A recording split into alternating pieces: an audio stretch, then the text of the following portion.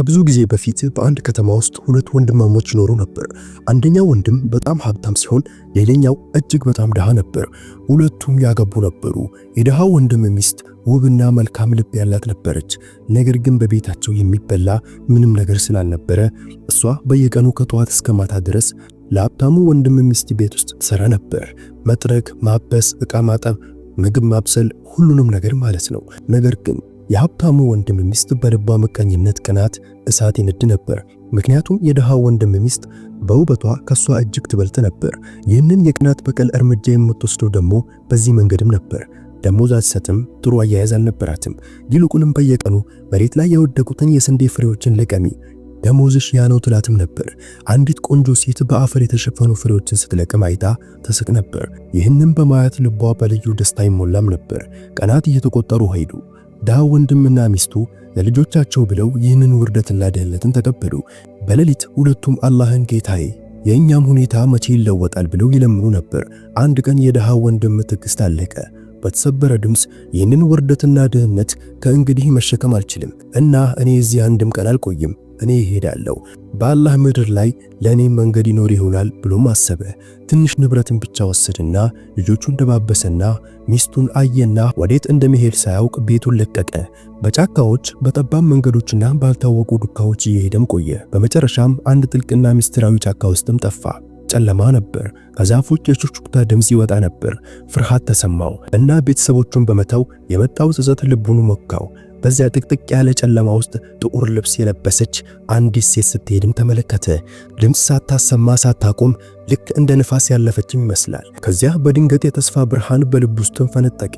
ሰው ባለበት ቦታ መንገድም ይኖራል። እሱ ያቺን ሴትም ተከተላት። ያቺ ሴት በዛፎች መሃል የምታልፍ ልክ እንደ ሌሊት ጥላ ነበረች። ድሃው ወንድም ከኋላዋ ሲከተላት የተሰበሩ ቅጠሎች ድምፅ፣ ጸጥታና ሩቅ የሆነ የጉጉት ጩኸትም ነበር። ራቅ ብሎ ከሄዱ በኋላ ጥቅጥቅ ያለ ጥላዎች መካከል አንድ ጥልቅ አሮጌ የሚያስፈራ ቤተ መንግሥት ብቅ አለ።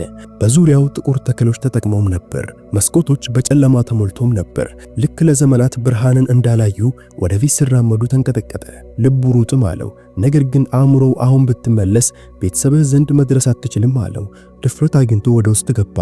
በሩን ገፋና አንድ ትልቅ ባዶ ክፍት ቤትም ተመለከተ። መሃሉ ላይ እሳት ይነድ ነበር። በትልቅ ደስታ ውስጥ ስጋ እየተጠበሰ የመዓዛ ሽታም ተሰራጨ። በረሃብ ሆዱ ሊፈነዳ ደረሰ። በድስቱ አጠገብ ቆሞ ሳለ ከኋላው ድምፅ መጣ። ረሃብ ዓይንህን ብርሃን የነጠቀኝ ይመስላል፣ እነዚህን ነገሮች አይተህ የማታውቀኝ ይመስላልም አለ። ደንግጦ ሲዞር ከፊት ለፊቱ ያቺ ሴትም ቆማ ነበር። በጥቁር ልብሷ በፊቷ ላይ ትንሽ ፈገግታ። አትፍራም አለችው። ስሜ ናቪራ ይባላል። አንተ ሰው ነህ፣ ልለይህ እችላለሁ። ና ብላና ታሪክህን ንገረኝ አለችው።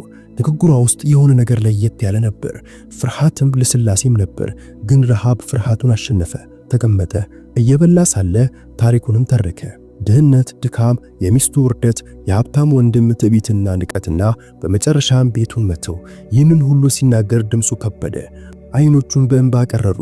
ልጆቼ ዛሬ ይራባሉ፣ እኔ ግን እዚህ ቁጭ ብዬ ምርጥ ምግብ እየበላሁ ነው አለ። የናቪር አይኖችን በእንባ ተሞሉ። ዝም ብላም ሰማችሁ። ከዚያም በቀስታ ሐዘንህና እውነተኝነትህ ባዶ እጅህን እንድትሄድ አይፈቅድልህም አለችው። አሁን በጥሞና ስማ ብላ ወደ ክፍል ጥጋ ቆመችው። በዚያም መተላለፊያ ውስጥ 4 ክፍሎች አሉ። አንተ 4ኛ ክፍል ብቻ ክፈት። እዚያ ያለውን በር የምትችለውን ያህል ውሰድ። ነገር ግን የመጀመሪያዎቹን 3ቱን ክፍል እንዳትነካቸው ስትልም አሳሰበችው። እና ለማንም ሰው ይህንን ምስጢር በፍጹም አትናገር፣ ወደዚህ ተመልሰህ በፍጹም አትምጣ። እናም በዓይኖቿ ውስጥ አንድ ልዩ ብርሃንም ታየ። ይህ ሰው የናቪራን ንግግር በጥሞና ሰማ። በልብ ውስጥ ምንም ስግብግብነት አልተፈጠረም ነበር። ምክንያቱም በሕይወቱ ውስጥ ስለ ሀብት ህልም አይቶ አያውቅ። ብቸኛ ምኞቱ ልጆቹን መመገብ ነበር። ያንን ረዥም መተላለፊያ ተሻግሮ ወደሚያብረቀርቅበት የተቀረጹ በሮችም ደረሰ። 4ቱም በሮች ጸጥ ያሉ ነበሩ። ልክ ለዘመናት የአንድን ሰው ንክኪ እየጠበቁ እንደቆዩ ነበር። የመጀመሪያውን በር ለመንካት ፈለገ። ከዚያም በድንገት የናቪራ ቃል ትዝ አለው። የመጀመሪያዎቹ 3 ክፍሎች አትክፈት። እጁን ወደ ኋላ መለሰ። ድፍረት አሰባሰበ። ወደ 4ኛው በርም አመራ። በሩ በቀስታ እየጮኸም ተከፈተ እና ውስጡ ያለው ብርሃን አይኖቹንም ሞላው። ወለሉ ላይ የክብር ክምር ልክ እንደ ተራራ ተከምሮ ነበር። የሚያብረቀርቅ ቀዝቃዛና ውድ እግሮች እዚያ ቆሙ። ትንፋሹንም ያዘ። በልቡ ውስጥ ምንም ስግብግብነት አልነበረም። ዕጣ ፋንታው ፈገግ ያለለት መሆኑን የሚያሳይ ሰላም ብቻ ነበር። በቀስታ ወደፊት አመራ። ትንሽ ከረጢት አንስቶ በምቾት ሊሸከሙ የሚችለውን ያህል ብቻ ሞላ። ብዙም አይደለም፣ ያነሰም አልነበረም። ወደ ውጭ ሲወጣ ናቪራ አየችው እና በፊቱ ላይ ትንሽ እርካታ ያለው ፈገግታ መጣ። ስግብግብነት አልተገኘበትም። ስለዚህ የምትወስደው ነገር የራስህ ነው፣ መብትህ ነው ማለችው። ከዚያ በቀስታ ቦርሳህን ሙሉ በሙሉ ብትሞላ ኖሮ ሩቅ መሄድ አትችልም ነበር እና አንተም ይህንን ጫካ በፍጹም አታልፈም ነበር አለችው። ደነገጠ፣ ነገር ግን ተረዳ። አንዳንድ ጊዜ ሕይወትን ማዳን ከሀብት የበለጠ ውድ ነው። አይኖቹን አቀርቅሎ እኔ ሁልጊዜም ራሴን ድሃ ሆኜ የምኖር መስሎኝ ነበር፣ ግን ምናልባት ድሃ አይደለሁም። በዓለም ላይ ያሉት ሁለት እይታዎች መብትና ስግብግብነት ልዩነት ፈጥሯልም አለ። ናቪራ ወደ መንገዱ ሸኘችውና የመጨረሻውን ማስጠንቀቂያም ሰጠችው። ወደ ውጭ ስትወጣ በፍጹም ወደ ኋላ አትመልከት እና ተመልሰህም አትምጣ። ጫካውን አቋርጦ በጠዋት ብርሃንም ወጣ እና በእግሩ ውስጥ ከእንግዲህ ፍርሃት አልነበረም፣ ይልቁንም ተስፋ ነበር። የጠዋት ፀሐይም ወጣች እና ብርሃኗ በዛ ሰው ፊት ላይ ልዩ ብርሃንም አመጣ። ምክንያቱም አሁን በትከሻው ላይ የድህነት ሸክም ሳይሆን የተስፋ ከረጢትም ነበር። ከተማውን ደረሰ። ትንሽ የእርሻ መሬትም ገዛ። ጥቂት በጎች፣ ጥቂት ፍየሎች፣ ጥሩ ምግብ እና የቤቱን ትዝታ በልቡ ይዞ ወደ መንደሩ ተመለሰ። ወደ ቤት ሲቃረብ ልጆቹ ከቁጥቋጦዎች ቅጠል እየቀጠፉ ሲበሉም አየ። እሱን ሲያዩትም ጮኹ። አባባ መጣ፣ አባባ ተመለሰ። ልጆቹ እየሮጡ ከተቀመጡበት በረሃብ አይኖቻቸው ውስጥ ለመጀመሪያ ጊዜ ብርሃንም ታየ። ደባበሳቸውና ዛሬ ማንም አይራብም አላቸው። በሩን ከፍቶ እነሆ ምግብ አምጥቻለሁ፣ ትኩስ ዳቦ፣ ዶሮ እና የተለያዩ ምግቦች። በደሃ ሚስት አይን እምነት፣ ደስታ በአንድ ላይም ወረደ። ሁሉም ሆዳቸው እስኪሞላ በሉ። የልጆቹ ሳቅ በዚያ ቤት ውስጥ ለመጀመሪያ ጊዜ ያለ ህመም አስተጋባ።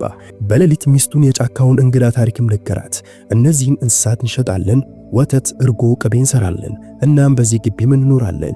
የቀረውን ትንሽ ብር ደግሞ ቤቱን እናስተካክላለን። አንቺም ከእንግዲህ በማንም ቤት አትሰሪም አላት። በቀይ አይኖቿ ውስጥ ልዩ እምነትም ተንሳፈፈ። ቀናትም አለፈ፣ ወራትም ተለወጠ።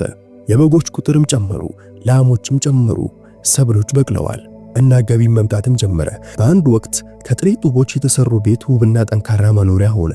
ከዚያም ያ ቤት ትንሽ ቤተ መንግስት መሰለ እና ዕጣ ፋንታው ኩራትና ትዕቢት የተሞላቸው ሀብታሟ ምሽት በአንድ ወቅት ከመሬት እህል እንዲለቅም ታስገድደው የነበረው ሰው ባለቤት የሆኑበትን ቤተ መንግስት በየቀኑ የምታይበት ጊዜም አሳየ። አንድ ቀን ባሏን ወንድምህ አይመጣም? ምናልባት ከኛ ርቆ ሊሆን ይችላልም አለችው። ሀብታሙ ወንድም በኩራትም መለሰ፣ ምን ግድ ይለኛል፣ እኔ እየተሳካልኝ ነው፣ እሱ ደግሞ ያልተሳካለት ሰው ነው። ዓለም እየሄደሽም ትቀጥላለች። ነገር ግን የትዕቢት ሴራዎች ብዙ ጊዜ ዘግይተውም ይገባሉ። አንድ ማለዳ በመንደሩ ውስጥ ከድሃ ወደ ሀብታምነት የተለወጠው ወንድም ሁሉንም ሰው እያደነቀ እንደሆነ ዜናም ተሰራጨ። የሀብታሙ ወንድም ሚስት ይህንን ስትሰማ መጀመሪያ ማመን አልቻለችም። ቤቱን ለማየት ራሷ መጣች። እናም ግዙፉን መኖሪያ ቤት ስታይም ተገረመች። የሆነ ስህተት እንደተፈጠረ ማሰበች። ይህ ቤት እንዴት የሱ ሊሆን ይችላልም ጠየቀች። ሰዎች አዎ የዚህ የደሃ ሰው ቤት ነው፣ ምናልባት ሀብት አግኝቶ ይሆናልም አሉ። እየሮጠች ወደ ቤቷ ተመለሰችና ወንድምህ እኮ ሀብት አግኝቷል፣ እንዴት በዚህ ፍጥነት ይህ ሁሉ ሊሆን ቻለም አለችው። ይህንን ሲሰማ የሀብታሙ ወንድም አይኖች በቅናት ነበልባል ተቃጠለ። እዚያ ስግብግብነት አእምሮውን እንደ እሳትም ያዘው። በሚቀጥለው ቀን ስጦታዎችንና ጣፋጭ ቃላትን ይዞ ወደ መንደሩ በርም ሄደ። በፍቅር ወንድሜ ዛሬ ማታ ግብዣ አለ፣ አንተ ሚስትህና ልጆችህ በማታ ማምጣት አለባችሁ። ከድሃ ወደ ሀብታምነት የተለወጠ ወንድም ምናልባት የወንድሜ ልብ ተቀይሮ ይሆናል ብሎም አስቦም ተደሰተ። ምሽት ላይ መላው ቤተሰብ ተዘጋጅቶ ወደ ትልቁ ወንድም ቤትም ሄደ። መብላት፣ መጠጣት፣ መሳቅ፣ ቀልድ፣ ሁሉም ነገር ተደረገ። ነገር ግን በድንገት የሀብታሙ ወንድም ንግግር ተለወጠ። ልጆቹን ሰበብ ፈጥሮ ወደ የተለየ ክፍልም ላካቸው። ከዚያም ልጆችህ በሰላም እንዲመለሱ ከፈለክ ሀብቱን የት እንዳገኘህ ንገረኝም አለው። እምነቱም ተሰበረ፣ ልብም ተሰበረ። ትንሹ ወንድም ምን ማድረግ እንዳለበት ግራ ገባው። ሚስቱ ተገዳ ሙሉውን እውነትም ተናገረች። ጫካው ቤተ መንግስት ናቪር የተባለ የብር ክፍል ብላም ተናገረች። የትልቁ ወንድም አይኖችም አበሩ። ሀብታሙ ወንድምና በአንድ ጀንበር ዝግጅት አደረጉ። የተቀደደ ልብስ ለበሰ እና ሁለት ትላልቅ ከረጢቶች ይዞ ሀብት ፍለጋ ወደዚያ ጥቁር ጫካም ተጓዘ። ስግብግብነት የእግሩ መንገድ ሆኖም ነበር። ትዕቢት አይኖቹን ጨፍኖ ነበር። እናም ዕጣ ፋንታ በጸጥታ ፈገግ አለ። በሚቀጥለው ቀን ጠዋት ላይ በጭጋግ በተሸፈነ የጫካ መንገድ ላይ ሀብታሙ ወንድም እየሄደ ነበር። በልብ ውስጥ አንድ ሐሳብ ብቻ ነበር። ብር ካለ ወርቅም ይኖራል፣ ምናልባትም አልማዞችና ውድ ዕንቁዎችም ይኖራሉ። ወደዚያ ጥቁር ቤተ መንግስት ደረሰ። በሩ ጸጥ ያለ ነበር። ልክ የአንድ ሰው መምጣት ቀድሞ እንደተሰማውም ነበር። ወደ ውስጥ እንደገባ ያችኑ ሴት አገኛት። ናፊራ አንተ ማነህ አለችው። ለምን እዚህ መጣህ ብላም ጠየቀችው። ሀብታሙ ወንድም እያለቀሰ እኔ ደሃ ነኝ ስራ ፍለጋ መጣውም አላት። የተቀደደ ልብሱን አይታ ናቪራ አዘነችለት። ያንኑ ነገር ደገመች። በመተላለፊያ ውስጥ 4 ክፍሎች አሉ። ወደ 4ኛው ክፍል ቀጥል፣ ያንን ብቻ ክፈት፣ ከቀሪዎችም ራቅ። ግን ስግብግብነት በአንድ ክፍል ብቻ በፍጹም አይረካም። ወደ 4ኛው ክፍልም አመራ። የብር ክምር አይቶ ልቡ ዘለለ። ከረጢቱን ሙሉ በሙሉ ሞላው። ግን ከረጢቱ ሊነሳ አልቻለም ነበር። ስግብግብነት በጆሮ ውስጥ ሹክ አለ። ብር ካለ ወርቅም ይኖራል። 3ኛው ክፍልም ከፈተ። እዚያ ወርቅ ነበር።